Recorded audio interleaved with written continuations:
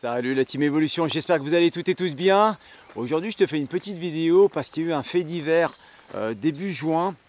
Je te mettrai l'article certainement là en image, là, comme ça tu pourras faire un screenshot et puis tu pourras le lire si tu as envie. Il s'est passé une chose un peu terrible, c'est qu'il y a deux amis randonneurs qui ont décidé d'aller faire un bivouac et puis ils se sont fait agresser en pleine nuit. Voilà, au couteau en plus. Donc, je vais t'expliquer un petit peu quelques principes, justement pour pas que ça t'arrive. Parce que c'est vraiment quelque chose qui est pénible et ton bivouac, au lieu d'être une expérience formidable, ça va se transformer en véritable cauchemar. Il faut savoir que quand tu vas bivouaquer en solo ou voire à deux, que tu sois en solo ou que tu sois à deux, tu ne seras pas vraiment en sécurité. Le terme sécurité, même si tu es à deux personnes, il ne voudra rien dire. Ce n'est pas parce que vous êtes deux que vous allez être plus en sécurité. Il faut vraiment... La sécurité, c'est quoi en fait? La sécurité, c'est tout simplement une situation tranquille qui résulte de l'absence réelle de danger. Donc il faut que tu sois sûr. Et ça, c'est la sûreté. La sûreté, en fait, c'est la garantie de l'absence de risque. Donc, si tu as toutes ces conditions réunies, tu vas passer un bon bivouac. Et je vais t'expliquer, je vais te détailler un petit peu comment faire. La première chose à faire, c'est bien sûr préparer ton itinéraire et préparer en fait le lieu où tu vas bivouaquer. Alors, comment tu fais pour préparer tout ça?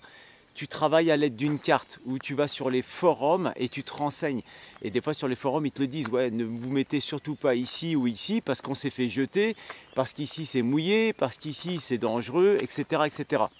Donc, la première chose à faire, c'est préparer ton itinéraire et connaître précisément l'endroit où tu vas bivouaquer et que tu es sûr qu'il soit sûr. Donc tout ça, tu te renseignes avant. Ensuite, moi, je m'interdis tout simplement les zones humides, tout simplement parce que sinon je ne vais pas dormir, je vais être mouillé, c'est tout à fait classique. Je m'interdis aussi de mettre une tente dans un talweg. Un talweg, c'est une espèce de goulotte, si tu préfères une gouttière. Si jamais il pleut, là tu vas avoir de la pluie, enfin de l'eau toute la nuit, c'est terrible, tu vas être en pleine humidité, c'est une catastrophe. Évite aussi le pied d'une paroi, parce que tu peux avoir une chute de pierre et tu risques de ne pas te réveiller le lendemain matin. Évite, c'est une chose vraiment très importante, et je crois que c'est les plus importantes, évite les routes et les zones d'habitation. Ça, c'est une catastrophe. Tout ça, c'est ce qu'on appelle les dangers objectifs. Le danger, le danger, c'est l'humain. C'est l'humain. C'est pas les animaux. Alors bien sûr, ouais, les chiens, ils n'ont pas peur, ils pourraient venir, machin, etc. Ok. Mais le vrai danger, c'est vraiment l'humain. Moi, je me rappelle quand on était à l'armée, il y a bien longtemps, même quand on avait un endroit hyper sûr pour bivouaquer, il y avait quand même des tours de garde. Tout le temps, tout le temps. On n'allait pas dormir comme ça, voilà, toute la section allait dormir et puis tranquille, on se réveillait le matin, on prenait petit-déj, puis on recommençait à marcher le lendemain matin. Non, non, ça ne se passait pas comme ça.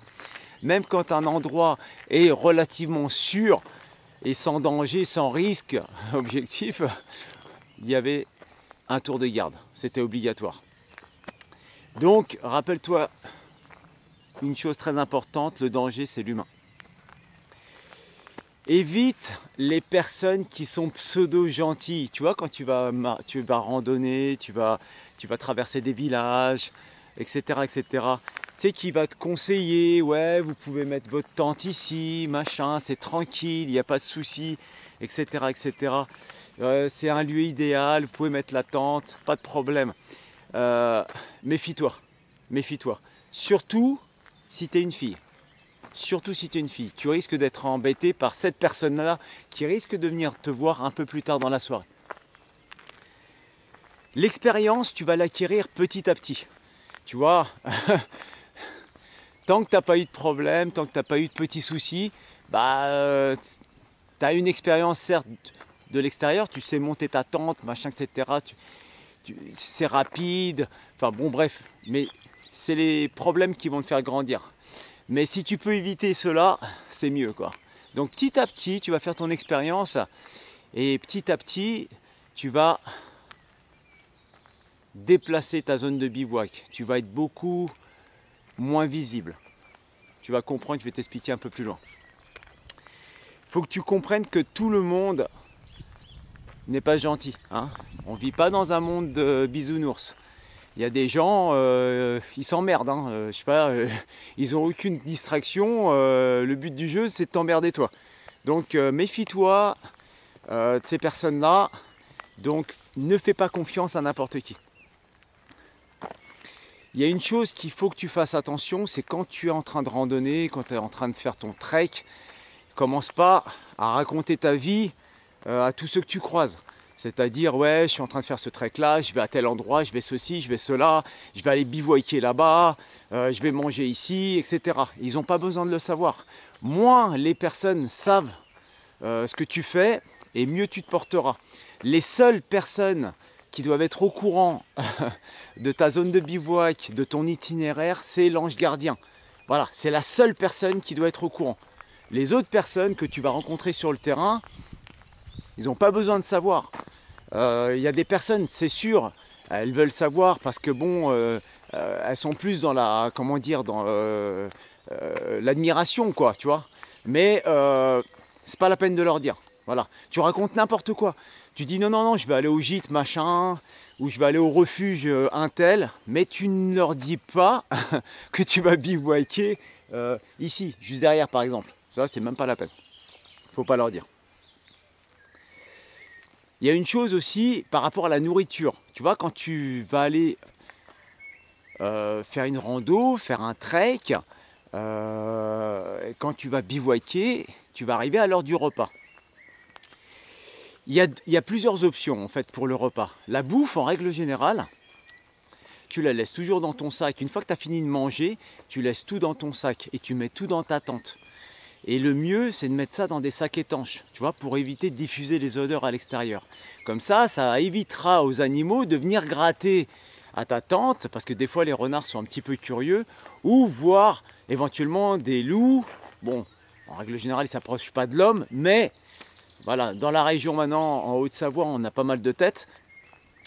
Ça évite à n'importe quel animal de venir te voir et de venir t'embêter.